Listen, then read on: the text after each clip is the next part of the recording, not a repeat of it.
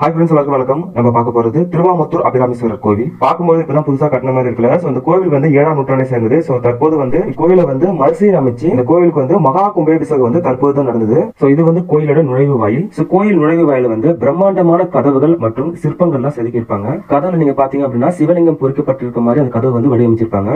அபிராமீஸ்வரர் கோவில் திருவாமத்தூர் கோவில் என்று அழைக்கப்படுகிறது. இக்கோவில் தென்னிந்திய மாநிலமான தமிழ்நாட்டில் விழுப்புரம் மாவட்டத்தில் உள்ள திருவாமத்தூரில் அமைந்துள்ள இக்கோவில் சிவபெருமானுக்கு அர்ப்பணிக்கப்பட்டது. இக்கோவிலில் சிவன் அபிராமீஸ்வரர் என அழைக்கப்படுகிறார். கோயிலை சுத்தியும் பாத்தீங்கன்னா இப்பதான் கட்டின மாதிரி இருக்குல்ல. சோ இது வந்து கோவில் வந்து மறுசீரமைச்சதுனால அவ்வளவு அழகா இருக்கு. இந்த கோவில்ல உள்ளது ஒவ்வொருத்தவங்களுக்கும் தனித்தனி சன்னதி இருக்கு. கோவில் சுவற்றுல வந்து கல்வெட்டுகள் இருக்கும். அந்த கல்வெட்டை பாருங்க. தேவார பாடல் பெற்ற நடுநாடு ஆலயங்களில் 21வது ஆலயம் இது. ஒரு காலத்தில் கொம்பு இல்லாத அவதிப்பட்ட பசுக்களுக்கு இறைவன் கொம்பு கொடுத்த தலம் இது. திருவாமத்தூர் அபிராமேஸ்வரர் கோயில் வந்து பசுக்களின் தாய் ஊர் எனவும் அழைக்கப்படுது. சோ நீங்க பாக்குற லொகேஷன் வந்து கோவிலுக்கு பின்புறமா இருக்கிற அந்த லொகேஷன் இதெல்லாம். சோ கோயிலுக்கு பின்னாடி வந்து ஒவ்வொரு சாமி சொல்லியிருந்தால சோ ஒவ்வொருத்தவங்களுக்கும் தனித்தனி சன்னதி இருக்கும். மூலவரின் மேல் பசுக்களின் கால் குழம்பு பால் சொரிந்த அடையாளமும் உள்ளது. இந்த கோவிலுக்கு ஒரு ஸ்பெஷல் என்னன்னா இறைவிக்கும் இறைவனுக்கும் தனித்தனி சன்னதி இருக்கு.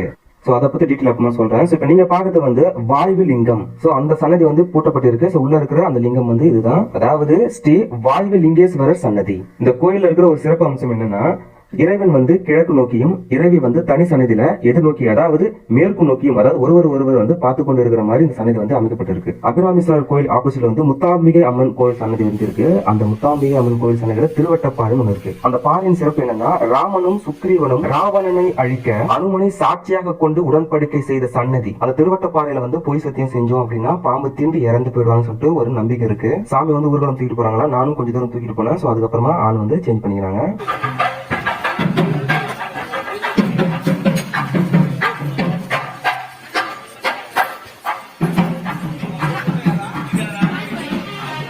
இது வந்து கோவில இருக்க அன்னதான மடம். இது அந்த மடத்துல இருக்கிற தூண்கள் வந்து கருங்கல்லாலே செதுக்கப்பட்டிருக்கு. அது பார்த்துட்டு வந்துட்டு வந்தோம் அப்படின்னா கோயில் என்ட்ரன்ஸ்ல, அதாவது கோயிலுக்கு உள்ள வரும்போது அந்த கோவில் என்ட்ரன்ஸ்ல வந்து சுதையால் ஆன பெரிய நந்தி இருக்கும். சுதை அப்படின்னா சுண்ணாம்பு. அந்த சுண்ணாம்பு நந்தி கீழே வந்து பாதாள நந்தி இருக்கும். ஓகேவா, அது கீழே வந்து பாதாள நந்தி. அதுக்கப்புறமா அது ஆப்போசிட்ல வந்து பலிப்பீடம் இது. சோ அதுக்கப்புறமா பாத்தீங்கன்னா இது வந்து கொடிமரம். சோ இங்க இருந்து பாக்கிறதுக்கு அந்த வியூ நல்லா இருந்தது. சோ லாஸ்ட் வரையும் அப்படியே கேமரா கொண்டு போயிட்டு அதை லாஸ்ட் வரையும் பார்க்கறதுக்கு நல்லா இருந்தது. இந்த காட்சிகள்லாம் நம்ம வந்து என்னதான் நம்ம அந்த வீடியோவை பார்த்தாலும் நம்ம வந்து நேரில் வந்து பார்க்கும்போது அவ்வளவு அழகா இருக்கும். சோ இந்த வழி வந்து கோவில் கருவறைக்கு போற வழி. கோவில் சுவற்றில் வந்து சிவபுராணம் பத்தி அந்த கல்வெட்டுகள் இருக்கு. கோவில் கருவறைக்கு உள்ள போறதுக்கு முன்னாடி துலாபாலகர் சிலை வந்து 2 புறமும் இருக்கு. சோ அதுக்கப்புறமா நந்தியும் அமைக்கப்பட்டிருக்கு. கோவில் கருவறைக்குள்ள வந்தாச்சு. சோ வந்துட்டு அந்த கோயில் வந்து அதுக்கும் உள்ள வந்து இன்னும் ஒரு சுத்து மதில் மாதிரி இருக்கு. சோ அதை வந்து சுத்தி அப்படி பார்த்துட்டு அதுக்கப்புறம் சாமியை பார்க்கலாம். கோவில் இருக்க அந்த சாமி சிலைகள் வந்து பழமை மாறாம அப்படிதான் இருக்கு. சோ பிரகாரம் வந்து 2-3 அடுக்கா இருக்கு. சோ ஃபர்ஸ்ட் ஒரு சுத்து, அதுக்கப்புறம் ஒரு சுத்து, அதுக்கப்புறம் தான் சாமியை பாக்குற மாதிரி இந்த அமைப்பு இருக்கு. ஃபர்ஸ்ட் கோவில் மதில் இருக்கு, அதுக்கப்புறமா கோயிலை சுத்தி வரும், அதுக்கப்புறம்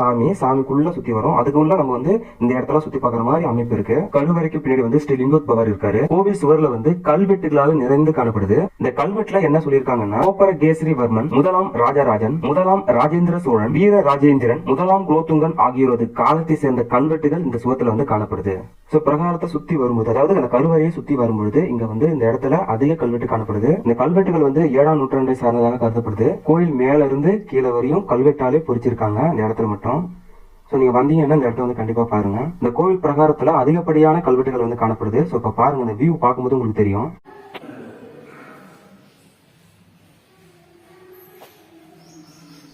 அந்த கல்வெட்டு எல்லாம் பார்த்துட்டு அப்படியே வந்தோம் அப்படின்னா கோயிலோட அந்த கருவறைக்கு வந்தாச்சு. கோயில் திறந்திருக்கும் நேரம் வந்து காலை 7:30 இருந்து மதியம் 12 மணி வரை, மாலை 5 மணி முதல் இரவு 8:30 மணி வரை சன்னதி வந்து திறந்திருக்கும். நீங்க வந்து பார்க்கலாம். வீடியோ பதிவு வந்து உங்களுக்கு யூஸ்ஃபுல்லா இருக்கும்னு நினைக்கிறேன். Okay friends, thank you so much for watching.